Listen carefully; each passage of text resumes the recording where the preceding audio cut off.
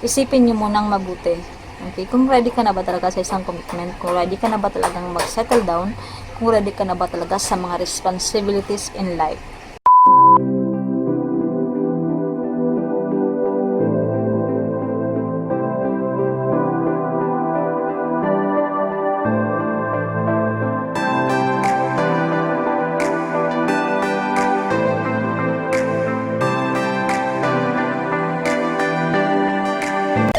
Hi guys, this is Mijel and welcome back to another video. For this video guys, is pag-uusapan natin ang all about relationship. How to have a healthy relationship. Okay, hindi to typical na ginagawa ko last or like my previous vlogs na about reviews, about pranks, or any entertainment. So, maiba naman tayo guys. Pag-usapan natin ang isa sa mga mahalagang bagay sa buhay natin. Yung relationship natin. Hindi lang sa ating pamilya, but most especially sa ating partner in life. Okay? Para to guys sa mga in a relationship, sa mga couple out there, at sa mga, syempre sa mga marriage couple, and of course sa mga single din na gusto or may idea or what I mean is may balak nang pumasok sa relationship. So, para to sa ating lahat guys. Sana may matutunan kayo for this video. Okay. So, kung nakikita natin or 'di ba aware naman tayo na maraming families na broken, maraming relationship na nag-broke up, kaya maraming nagkakahiwalay, even mga artista or mga sikat, no, mga kilalang mga tao is nagkakahiwalay. So bakit nga ba nangyayari yung mga bagay na yun? So before anything else guys, disclaimer lang, lahat ng sasabihin ko dito is based on my own experience and based po sa mga na lalaman ko lang na anong meron sa Bible, no? Yung sinasabi sa Bible, yung tinuturo sa Bible. Kasi wala tayong ibang guide. Wala tayong the best guide in life, guys, maliban sa Bible. So, yun talaga yung nagtuturo sa atin kung paano talaga tayo mamuhay sa mundo ng maayos at marangal. Okay, so, yun na nga, umpisahan na natin how to have a healthy relationship. Okay, short background lang guys sa aming relationship ng asawa ko. So, kami is magsa 7 years na this coming December 23. So, kinasal kami last December 23, 2013. Okay, so running 7 years na kami guys. So, hindi ko sinasabi na hindi namin naranasan yung mga pag-aaway o yung option na maghihiwalay na. Yun, naranasan din namin yung mga bagay na yun guys. So, for that no, yung sa loob ng 6 years or sa loob ng mga years na magkasama kami guys, marami kaming pinagdaanan talaga na parang sumubok talaga sa relasyon namin sa isa't isa, sa marriage, sa ano namin, commitment namin, no? So, as a married couple. So, ayun na nga. Before kami nag-settle down guys is almost 8 months lang kami in a relationship. Then, yun, we decided to settle down. Pumasok na nga sa mundo ng pag-aasawa. So, hindi madali guys. So, advice ko lang talaga sa mga single out there kung bago kayo pumasok sa pag-aasawa, bago kayo mag-settle down, isisipin nyo munang mabuti kung ready ka na ba talaga sa isang commitment, ready ka na ba talaga sa isang responsibilities na hindi madali or hindi basta-basta. So, ang marriage is ano, hindi siya tulad ng ginagawa ng mga bata na parang bahay-bahayan lang na kung ayaw mo na, hindi siya parang laro na kung ayaw mo na is okay lang na tigilan mo na or ganun. Parang hindi siya ganun guys. Hindi siya nga biro, okay? Yun. Sabi nga nila, hindi parang kanin na pag napasok ka is pwede mong iluwa. So, hindi ganun yung pag-aasawa. Hindi ganun yun guys. So, bakit na ba tayo pumunta sa pag-aasawa? So, it's all about relationship, okay? Pwede sa mga in the relationship, pwede din sa mga marriage couple. So, ayun lang. Okay, so, let's continue. Parang nawawala na tayo sa topic, no? So, how to have a healthy relationship. Based on my experience, guys, is importante talaga yung loyalty natin sa isa't isa, okay? Dapat loyal tayo sa asawa natin o sa partner natin. Wala dapat tayong tinatago sa isa't isa. Dapat honest tayo sa isa't isa. Dapat may confident kang sabihin ang lahat, no, sa partner mo. Huwag kang, yung iba kasi is parang may sikreto pang hindi sinasabi sa partner nila. So, kung pinili mo siyang maging partner, dapat honest ka sa kanya, dapat loyal ka sa kanya, dapat wala kang sekretong tinatago sa kanya. Okay? Parang transparency lang, no? Transparent kayo sa isa't isa. Parang walang bagay walang bagay na magiging gap nyo sa isa't isa, diba? So, mas mabuti pa rin yung open kayo sa isa't isa. Okay? Yun yung unang advice ko, guys, loyalty. Pangalawa, guys, is communication. Grabe. Importante talaga ang communication sa isang relationship, okay? Para magkaroon tayo ng healthy relationship, dapat meron talaga tayong communication. Hindi naman ibig sabihin na mag-uusap na lang kayo lagi. Hindi naman ganon, guys. Hindi naman ibig sabihin na mag-uusap na lang kayo lagi. Hindi naman ganon, guys. So, syempre, ginagawa pa rin natin yung mga bagay na kailangan natin gawin, pero dapat hindi mawala yung importanteng bagay na yun, yung communication nga. Dapat may time talaga kayong mag-usap, okay? Yung quality time. Hindi mahalaga ang quantity of time, but ang mahalaga is yung quality time, okay? Kahit konting oras lang, kahit ilang minuto lang, ilang oras lang kayong mag-uusap, basta may quality, alam mo yun, yung magkasama kayo at that time, then mag-usap kayo, okay? As long as may time na mag-usap kayo, okay? I-open mo yung gusto mong i-open, then yung partner mo rin mag-open sa'yo, yun. Para may transparency nga, may communication kayo, para ma-build up nyo ang strong relationship sa isa't isa, at meron kayong parang gawin mo na rin yung best friend, yun. Gawin mong best friend yung partner mo, okay? Hindi yung pag nag-aaway kayo, pupunta ka sa ibang tao, doon mo sasabihin yung ganyan. Hindi. Dapat kung may problema or anything na mangyari sa inyo is pag-usapan nyo. Communication is the answer, guys. Para maging healthy, maging strong ang relationship nyo. Okay. Yun yung experience ko, guys. Loyalty talaga at communication. So, sa Bible naman tayo. What I've learned in the Bible, guys. So, ano sinasabi doon?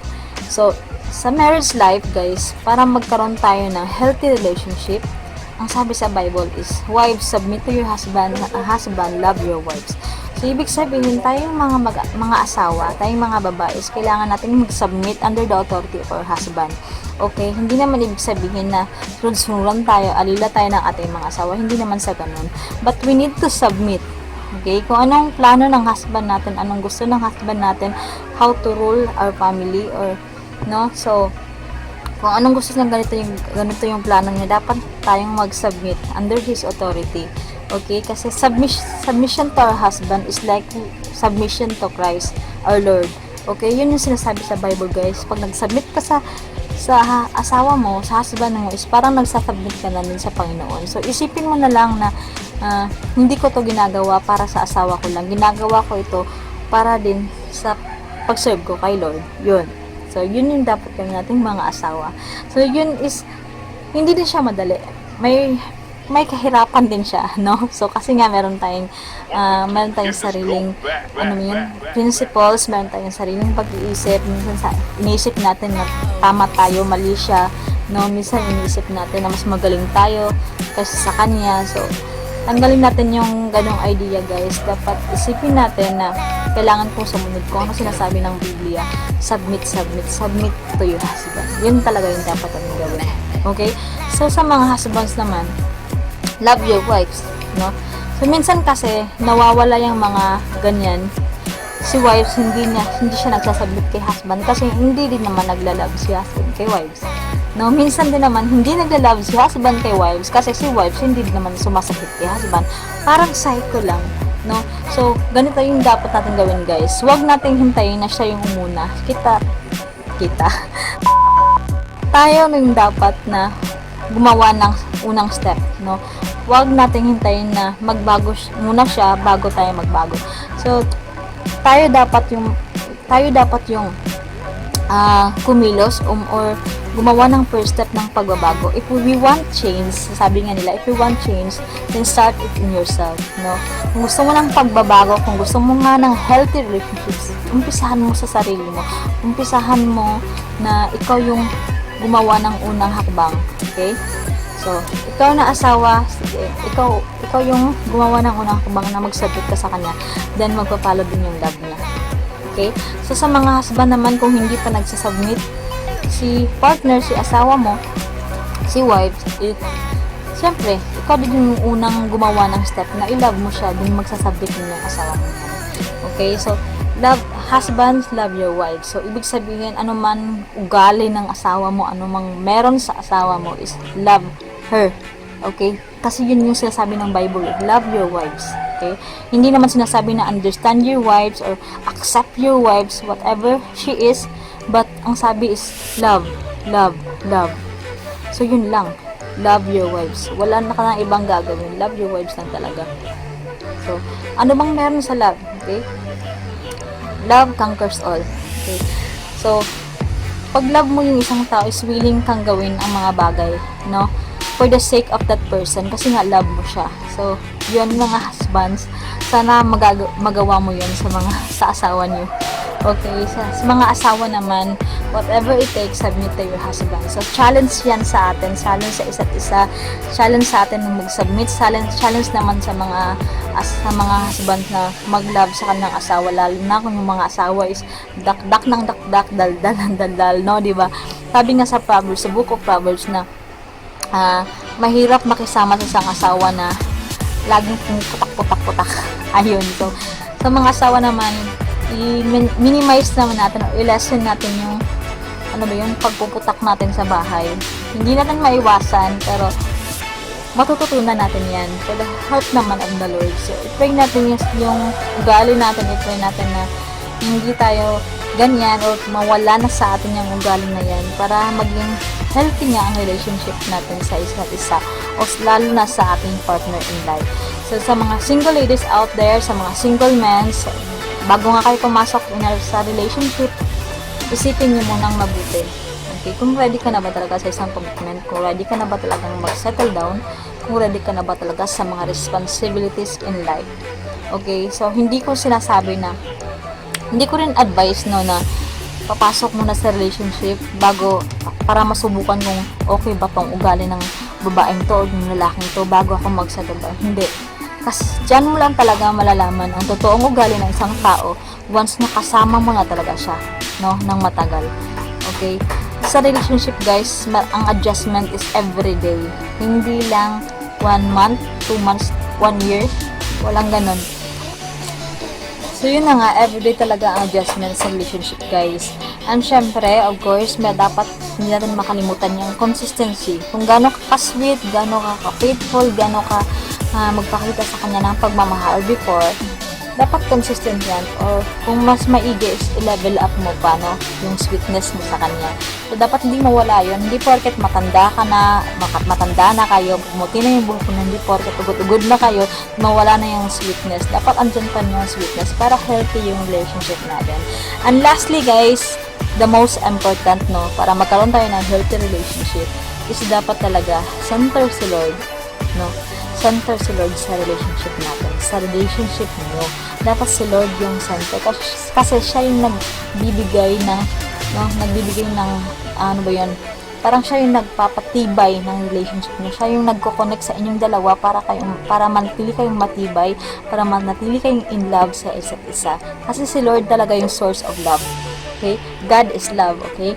Siya yung source ng pagmamahal, siya yung source ng love. Kasi bago tayo napamahal kay Lord, siya muna yung gumawa ng unang step. He loved us first before we love Him. Okay? Siya yung gumawa ng unang hakbang. Minahal niya muna tayo bago tayo nagmahal ng pabalik sa Kanya. Okay? Siya talaga yung the best example ng love, guys. Kaya, importante na siya yung maging sentro ng ating relationship.